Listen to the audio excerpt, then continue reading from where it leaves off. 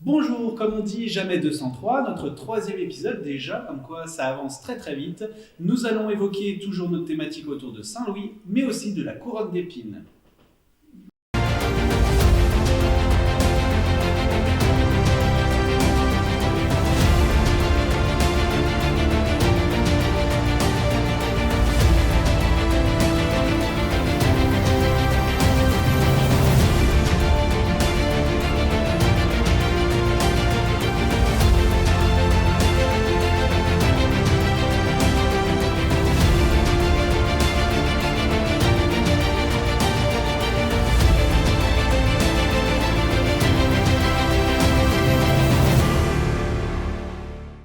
Pour continuer notre voyage, rien de mieux que de bien s'accompagner avec notre fidèle ami, Monsieur Bernard Rose. Bonjour. Bonjour. Alors, qu'est-ce que vous nous avez réservé pour cette semaine? Un événement extraordinaire pour la ville de Sens et même pour le royaume, la susception de 5 couronnes d'épines pour le roi Saint-Louis dans la cathédrale de Sens. Alors, la susception. Ça veut dire réception, Voilà. mais tout c'est simplement. réservé à la couronne d'épines. Alors justement, on va parler de la couronne d'épines dans son histoire, dans sa globalité, parce que c'est fort intéressant. Avant d'en connaître plus sur l'anecdote autour de Saint-Louis et de la couronne d'épines, vous devez en savoir plus sur elle. C'est la Sainte Couronne ou encore la couronne du Christ. Selon la tradition chrétienne, elle serait la couronne d'épines qui aurait été posée sur la tête du Christ pendant sa crucifixion. Et selon Saint Jean, les Romains voulant se moquer du Christ ont décidé, en plus de le battre, de le grimer. Avec une robe longue, un bâton comme sceptre, car ne l'oublions pas, mais Jésus se revendiquait roi, donc il fallait un outil qui le représentait, et rien de mieux que le sceptre pour prouver sa royauté. Mais il manquait la dernière touche finale pour représenter sa royauté, la couronne. C'est pourquoi l'un des Romains eut l'idée d'utiliser des branches flexibles couvertes d'épines, et on utilisait ce branchage pour attacher le bois habituellement.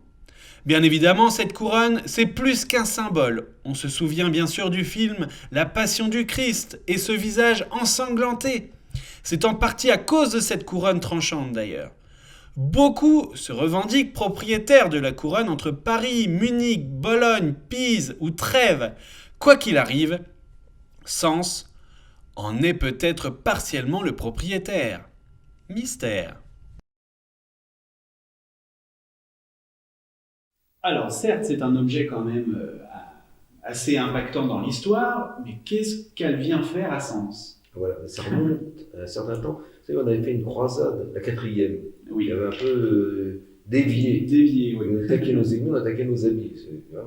Donc on a pris Constantinople, Oui, tout simplement, on s'en souvient encore là-haut. Et résultat, après, finalement, on a créé un empire romain de Constantinople, avec des empereurs. Ces empereurs étaient des Saint-Denis, des Courtenay. Ah oui, des gens très bien. Ils étaient en même temps comtes d'Auxerre, de Nevers, de Tonnerre, empereurs de Constantinople. Vous voyez un peu les cartes de visite. oui, là... Seulement, ils ont eu des petits problèmes. Mm. Les Grecs, ils voulaient bien reprendre Constantinople, ils étaient un peu coincés. Ils n'avaient plus de sous, les Francs. Et donc, il fallait trouver de l'argent. Et Baudouin, justement, le futur empereur, a fait des démarches. Il a trouvé un moyen intéressant. Il a mis la couronne d'épines du Christ, qui est à Constantinople, en gage chez nos amis les Vénitiens. Qui avaient les moyens. D'accord. Ça a scandalisé un certain Louis IX. Oui. C'est pas possible qu'on mette la couronne d'épines en gage. Il l'a acheté à l'empereur, au futur empereur, et ce qui fait que l'empereur a pu le donner. Donc, le propriétaire de la couronne d'épines, maintenant, c'est le roi Louis IX. D'accord. Donc, il va aller la chercher. Alors, juste une petite parenthèse, c'est un peu le sujet actuel au niveau des financements et des choses comme ça. Il l'a racheté combien la couronne? Très cher. Le Très budget cher. du royaume y est passé pratiquement. Il y est passé pratiquement. Ah, mais Ah oui, le d'accord. roi Louis IX était très dispendieux. Oui, et du Mais coup, pour la bonne cause. il a su rebondir par la suite. Oui, parce que oui, ça coûte- D'accord, ok, voilà. Donc, Alors donc du coup, il a repris donc la couronne, il l'a rachetée et ensuite, après, il a fait venir en France, bien sûr, dans le royaume de France. Et pour ça, il les a fait accompagner, là, pas des frères dominicains. Et ils sont arrivés, alors, par un chemin un peu compliqué, en Champagne, à Troyes. bien sûr, Et là, le roi a appris qu'il était à la frontière du domaine royal. Vous savez que la Champagne fait partie du Bien sûr. royaume de tout France, à fait. mais pas du domaine royal, c'est subtil. Et donc, ça tombe bien, on n'est pas loin de la frontière. Puis là, l'archevêque, par exemple, est en Champagne, mais dépend de l'archevêque de Sens, qui, elle, est en domaine royal. Donc, le meilleur moyen, c'est d'aller accueillir au Grand Pont la couronne d'épines à la frontière du domaine royal, Bien sûr. avec l'archevêque.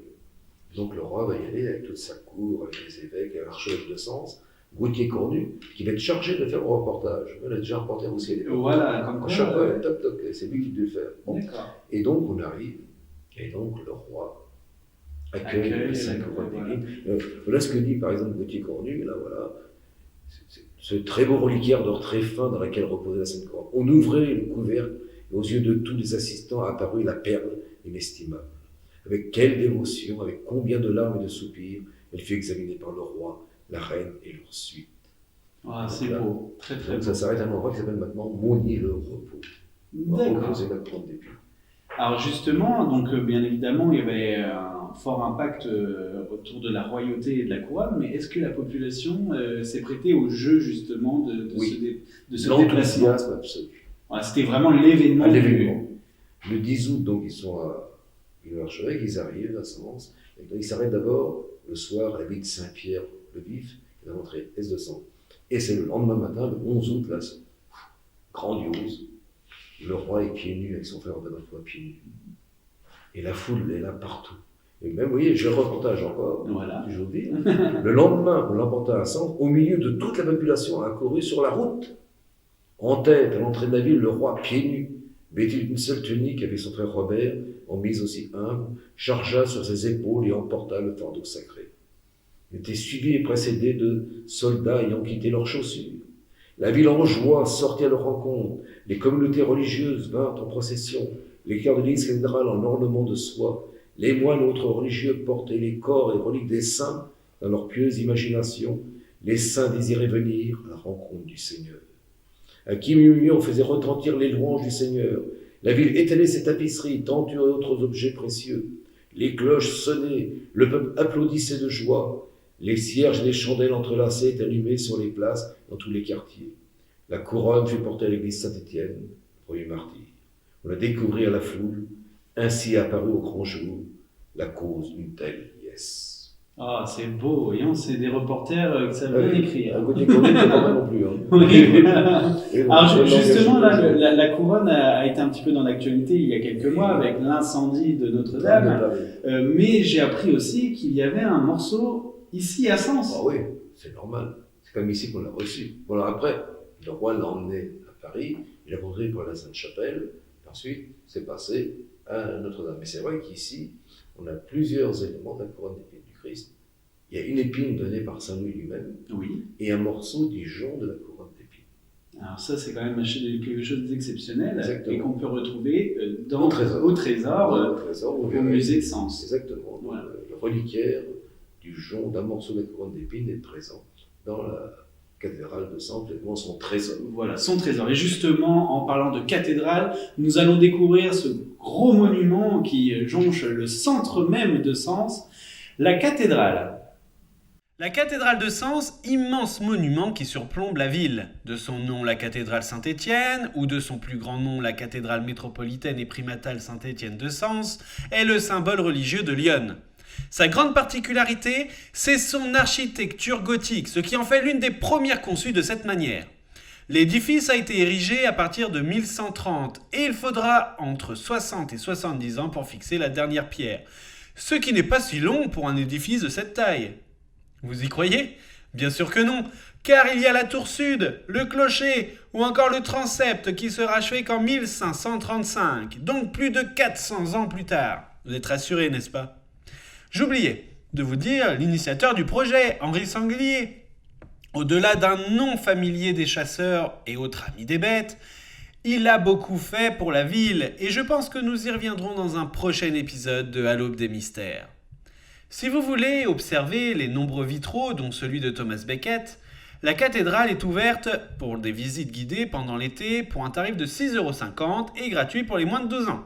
Alors n'hésitez plus et profitez de l'un des plus grands monuments de France. Et ben voilà, encore une anecdote assez intéressante autour de la ville de Sens, comme quoi il s'est passé tout. Il s'est passé tout et n'importe quoi à Sens. Et énormément de choses, c'est assez surprenant. Exactement. C'est un carrefour. C'était à un moment le cœur de la chrétienté, où tout le monde passait ici, à ces époques-là, et en particulier le roi Saint-Louis, qui est passé un très très grand nombre de fois ici. La dernière fois, malheureusement, c'était pour la 8e croisade.